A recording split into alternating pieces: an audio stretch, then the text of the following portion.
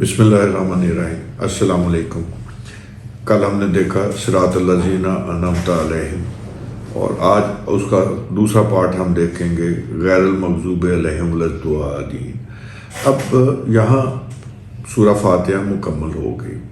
اب اس جو آخری آیت ہے اس میں ہم 3 چیزیں مانگ رہے ہیں۔ کل ہم نے دیکھا کہ انعمتا وہ کون لوگ تھے؟ وہ لوگ ماضی کے صیغہ، انعمتا جو ہے وہ فعل ہے، یعنی وہ معاملہ جو لوگ ماضی میں گزر چکے۔ آج جو ہم دیکھیں گے یہ دونوں جو الفاظ ہیں مغضوب اور ضالین، یہ دونوں جو ہیں وہ اسم کی کیٹیگری میں آتے ہیں، اور اسم کی جو کیٹیگری جب بنے گی تو وہ اس کا تعلق ماضی سے بھی ہوگا، حال سے بھی ہوگا اور مستقبل سے بھی ہوگا۔ ابھی تک جو ہم نے چیزیں دیکھیں سورہ فاتحہ میں، اس میں پہلی 3 آیات تو ہم نے دیکھی کہ وہ اللہ تعالیٰ کا تعارف ہے، اور کہ اللہ کیا ہے ہمیں سمجھ آتی ہے، ہمیں پتہ چلتا ہے کہ اللہ جل شانہ کیا ہستی ہیں اور کتنے ہمارے پہ شفیق ہیں، کتنے مہربان ہیں۔ اور پھر اس کے بعد ہم اعتراف کرتے ہیں کہ ایاک نعبد و ایاک نستعین، کہ ہم تیری عبادت کرتے ہیں، ہم تیرے غلام ہیں، تو ہمارا آقا ہے، اور ہم جو کچھ کرتے ہیں اپنے طور پہ پوری کوشش کرتے ہیں، اور اس کے بعد تجھ سے مدد مانگتے ہیں۔ اور وہ مدد کیا مانگتے ہیں؟ ہمیں ہدایت دے، اہدنا۔ جب ہمیں ہدایت ملے گی تو اس ہدایت کے ساتھ ہمارے لیے ضروری ہے کہ آسانیاں ہوں، کیونکہ یہ زور مانگتا ہے یہ سفر۔ اب یوں سمجھ لیں کہ جب ایک اسپیس شٹل نے زمین کے آربٹ سے نکلنا ہے، اسپیس میں جانا ہے، تو اس کو ایکسٹرا انرجی چاہیے، اس کو طاقت چاہیے، اور وہ طاقت سے زمین کا جو کشش ہے اس کو بریک کر کے اسپیس میں نکلتی ہے۔ اسی طرح جب ہم اہدنا میں جائیں گے تو ہمیں جو ہے وہ ہماری انرجی ہے کہ ہم نے جب اللہ کے راستے پہ صراط مستقیم کی طرف آنا ہے اور پھر اس پہ چلنا ہے، تو ہمیں اس کے لیے صراط مستقیم تک آنے کے لیے بھی ہمیں ہدایت چاہیے، اور پھر اس پہ چلنے کے لیے بھی ہمیں آسانیاں چاہیے۔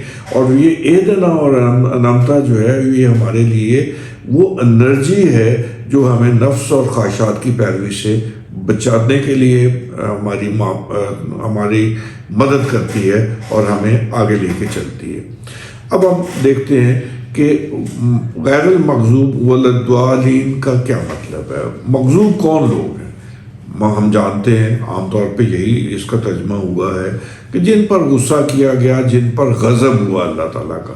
ہم غضب ہی لفظ استعمال کرتے ہیں کہ غضب کے زمانوں میں ہم سے یہ پتہ چلتا ہے جن پہ عذاب آیا، یعنی بہت سارے قرآن میں ہم واقعات دیکھتے ہیں کہ جن میں پتہ چلتا ہے کہ قوموں پہ عذاب آیا اور ان کو نیست و نابود کر دیا گیا، تو یہ اللہ کا غضب ہے۔ تو غضب صرف غضب جو ہے وہ اس زمرے میں ہی نہیں یہاں پہ آیا کہ جن کو نیست و نابود کر دیا، یعنی وہ تو ماضی کی بات ہو گئی۔ یہاں ماضی بھی ہے، حال بھی ہے، اور آنے والے لوگ بھی ہیں۔ تینوں کیٹیگریز ہیں، جیسے میں نے پہلے کہا تھا کہ یہ اسم کی کیٹیگری میں آتا ہے۔ تو جب یہاں پہ اللہ کا ہم یہ دیکھیں گے غضب کے ساتھ، غضب کا مطلب کیا ہے؟ غصہ۔ غصہ نارملی عام طور پہ بھی ہم دیکھتے ہیں کس پہ زیادہ ہوتا ہے؟ 2 لوگ اگر آپ کے پاس کسی دفتر میں کام کر رہے ہیں، اپنے کولیگ ہیں آپ کے، یا آپ کے کوئی سبارڈینیٹ ہیں، آپ ان کو کام کہتے ہو اور وہ کہتے ہیں اچھا جی میں کرتا ہوں، اور پھر وہ اس کو نہیں کرتا اور اس کا کوئی اس کے پاس جواز بھی نہیں ہے، تو ظاہر ہے آپ غصہ کرو گے۔ اور ایک کام ہے کہ جو آپ نے نہیں کسی کو کہا اور اس نے نہیں کیا، تو آپ اس کو غصہ تو نہیں کرو گے نا، آپ اس کو کہو گے بھئی یہ تمہیں کر لینا چاہیے تھا۔ تو بہرحال اب یہ دیکھنے کی بات ہے کہ غصہ جو ان پر کیا گیا وہ کون لوگ ہیں۔ اس کو بھی خفی رکھا ہوا، جیسے انعمتا کو خفی رکھا، اسی طرح مغضوب کو بھی خفی رکھا ہے کہ جو ماضی میں جتنے لوگ ہیں وہ خفی ہیں، جو حال میں ہیں وہ بھی ہمیں خود دیکھنا ہے کہ کون ہے۔ مستقبل کا تو ہم ابھی فی الحال اس کو نہیں آتا کرتے۔ تو اب یہ جو حال ہے اس میں ہم نے دیکھنا ہے کہ کون لوگ ہیں ایسے۔ بنیادی شرط جو ہے اس میں مغضوب میں وہ ہے کہ ان کے پاس علم ہے، انفارمیشن ہے، نالج ہے، چیز کی سمجھ تھی اور پھر جانتے بوجھتے ہوئے غلط کیا، وہ ہے غصے کے قابل، ان پہ غصہ کیا اللہ تعالیٰ نے۔ مغضوب میں وہ لوگ آتے ہیں کہ جن کے پاس علم ہے، نالج ہے، انفارمیشن ہے، ان کو ٹریننگ بھی ملی ہوئی تھی، سارا کچھ ان کو بتایا گیا تھا اور ہر چیز ان پہ واضح تھی، روزے روشن کی طرح عیاں تھی، اس کے باوجود انہوں نے حکم عدولی کی، اپنا اللہ تعالیٰ کو ناراض کیا اور وہ احکام پس پش ڈالا۔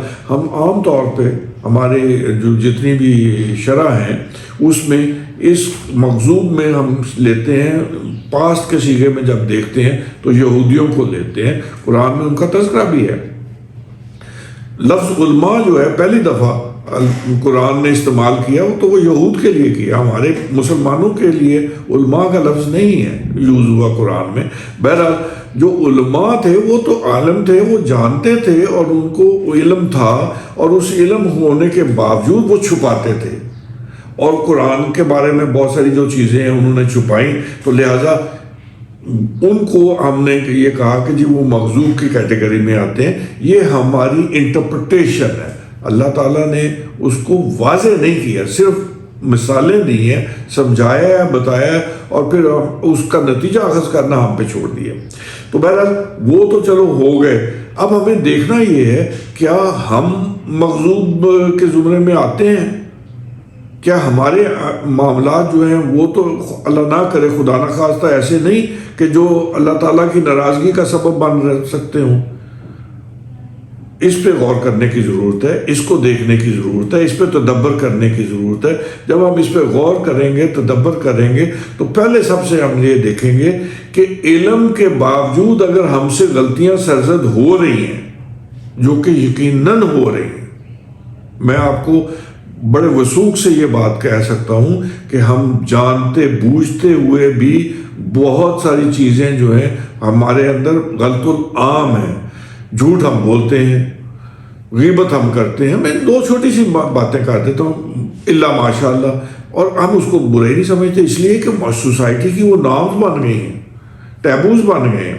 تو بہرحال اب ہمیں دیکھنا یہ ہے کہ اگر اللہ نہ کرے ہم اس کیٹیگری میں فال کر رہے ہیں تو ہم اپنا محاسبہ کر لیں، ہم سمجھ لیں اس بات کو اور پھر اس کا تدارک کرنے کی کوشش کریں۔ یہ ہے مقصد اس کا ایکسپلین کرنے کا کہ مغضوب میں ہم اگر آئیں گے تو اس میں ہم نے حال میں جب دیکھنا ہے تو حال میں ہم نے کون سی چیزیں دیکھنی ہیں، ہم نے وہ وجوہات دیکھنی ہیں کہ جو علم ہونے کے باوجود ہمیں تحریک دیتی ہیں کہ ہم وہ اللہ کا حکم جو ہے نہ مانیں یا حکم عدولی کریں۔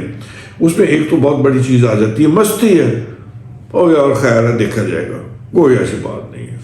دوسرا تکبر ہے، میں سپیریئر ہوں، میں یہ ہوں، شیطان کا بھی معاملہ ہے، دونوں چیزیں اس میں بھی آتی ہیں۔ تکبر میں ہم بھی دیکھتے ہیں غرور آتا ہے ہمیں، جو ہمارے، اور قرآن ہمیں بار بار یہ چیز بتاتا ہے کہ جو اہل ثروت لوگ ہیں، جو ویل ٹو ڈو لوگ ہیں، جو اشرافیہ ہے دوسرے لفظوں میں، وہ تو تکبر کرتی ہے، وہ تو مست ہوتی ہے، اس نے تو اپنا اللہ کے احکامات کو پس پش ڈالا، اور یہ آج کا معاملہ نہیں ہے، یہ ہمیشہ کا معاملہ ہے کہ دستور رہا ہے کہ اللہ تعالیٰ نے قرآن میں ہر نبی کے لیے یہ کہا کہ اے نبی، جب میں کسی کو بھی دنیا میں معمور کیا، میں نے کسی قوم پہ یا تمہیں ساری کائنات کے لیے کیا، رحمت للعالمین بنایا، ساری جہانوں کے لیے تمہیں میں نے، سارے ادوار جہانوں سے سارے ادوار کے لیے تمہیں میں نے نبی بنایا قیامت تک کے لیے، تو اب یہ ہے کہ تم کیوں پریشان ہوتے ہو؟ تمہارے تو اس سے پہلے جتنے انبیاء تھے،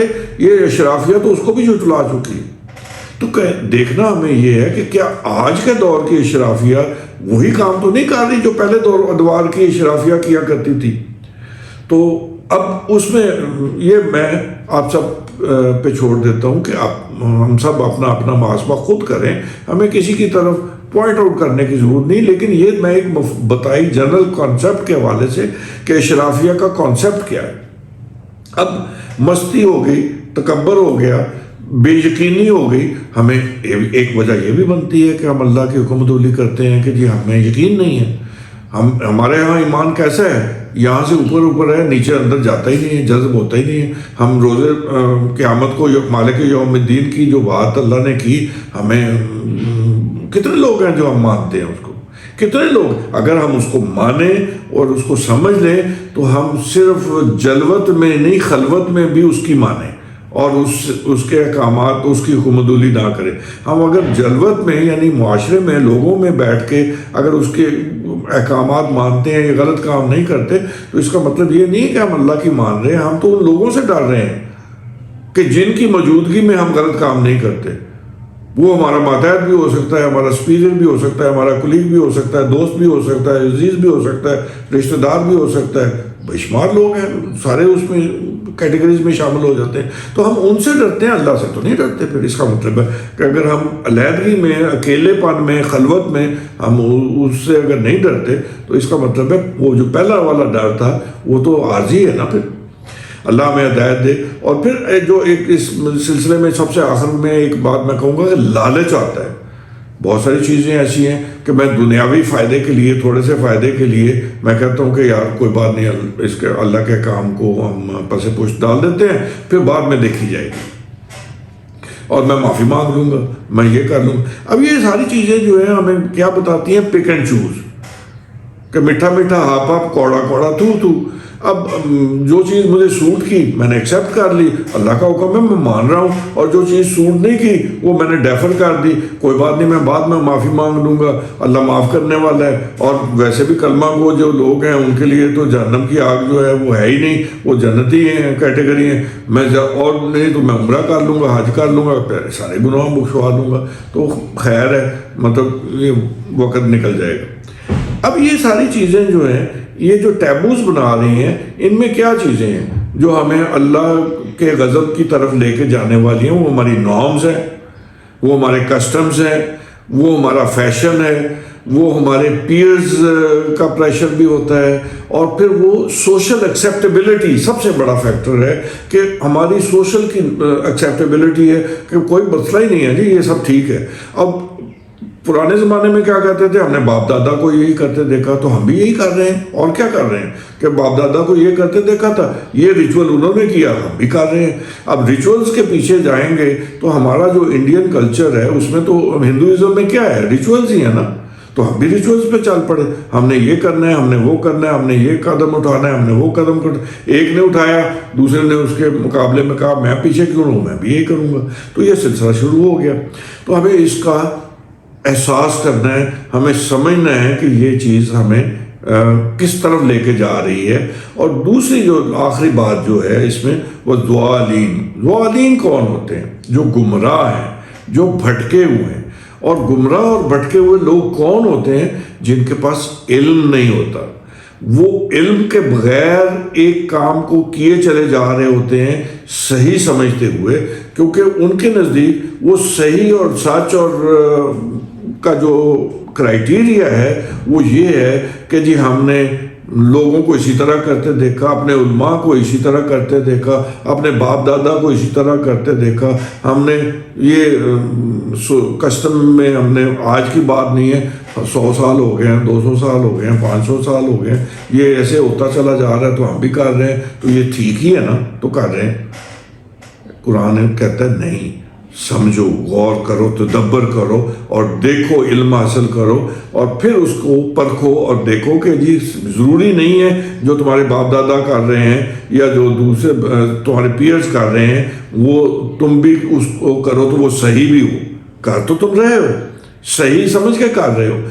اب اس میں بھی اگر ہم ضالین میں بھی دیکھیں، جو ہم نے مغضوب علیہ میں دیکھا تھا کہ جو 5 کیٹیگریز میں نے بتائی کہ نارمز، کسٹمز، فیشنز، پیئرز پریشر اور سوشل ایکسیپٹیبلٹی، یہ چیزیں پانچوں کی پانچوں ہمیں اس کیٹیگری میں ملتی ہیں، دونوں آپس میں آ کے یکجا ہو رہی ہیں کہ اس طرف میں جانے کے لیے بھی یہ چیزیں فیکٹر بن رہی ہیں اور اس طرف بھی آنے کے لیے یہ چیزیں فیکٹر بن رہی ہیں۔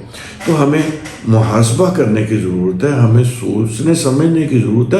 اللہ تعالیٰ نے قرآن میں جگہ جگہ کا نفس اور شیطان کی پیروی سے بچو، شیطان تمہارا کھلا دشمن ہے، تو ناظرین ہمیں شیطان کو اپنا دشمن سمجھنا ہے، ہمیں نفس اور خواہشات کی پیروی سے بچنا ہے، اس کے لیے بچنے کی کوشش کرنی ہے۔ اللہ تعالیٰ سے دعا ہے، اہدنا کیا ہے؟ اہدنا یہی ہے کہ اللہ ہمارے لیے صراط مستقیم ہمیں عطا فرما۔ صراط مستقیم کیا ہے؟